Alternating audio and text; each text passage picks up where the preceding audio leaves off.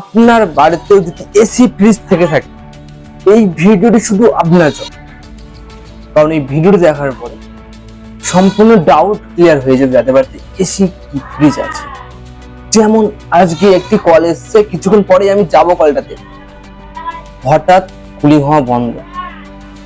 এই না শুধু রাতে কুলিং হচ্ছে না, সারা দিন কোনো রকম প্রবলেম হচ্ছে না, শুধু রাতে হচ্ছে।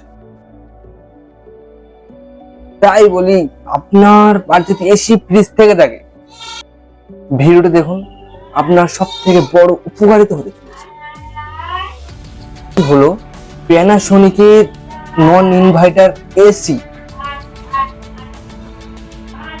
কিছু না হলেও 8 থেকে 10 বছর বয়স আছে ওই এসি। আমি এর আগেও কাজ করেছি এসি। আজ বছর 3-4 পরে আবারও সেম প্রবলেম এসছে। ভিডিওটির সাথে থাকুন, সঙ্গে থাকুন। কি রোগ হয়েছে দেখাবো আপনাদেরও। এসি ফ্রিজ থাকলে আপনারাও নিশ্চিন্ত ভাবে চালিয়ে ঘুমাতে পারেন। এখন এসি শখ না, কষ্টের জিনিস। এসি না থাকলে তো কিন্তু এক জায়গায় করা যাবে।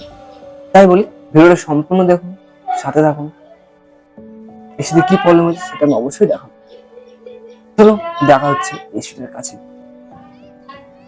প্যানাসোনিকের এই এসিটার ব্যাপক হারে ঠান্ডা হচ্ছে, আমি এসি দেখছি। এসি চালানোর পরে ব্যাপক ঠান্ডা, আমার কপার পাইপ পুরো চিল্ড চিল্ড। আর এখান দিয়ে যে হাওয়া আসছে ফুল গরম, পুরো মানে হেভি গরম। কন্ডেন্সারে কোনো রকম ভাবে ময়লা নেই। এবার চলো তোমাদেরকে ইনডোরটা দেখাচ্ছি, ইনডোরে কতটা কুলিং নেমেছে, কতটা কি হচ্ছে। কারণ এই জায়গাটা অনেকটা পেটমেট ফুটো হয়ে দেখুনি। এই দেখুন, এখানে সবকিছু লাগিয়েছি। মিটার কত এসছে? 13, -13, আরো কমছে। এসি চালানোর সঙ্গে সঙ্গে কমতে শুরু করেছে। এসিটা 16-তে সেট করা আছে। দেখা হচ্ছে নেক্সট কোনো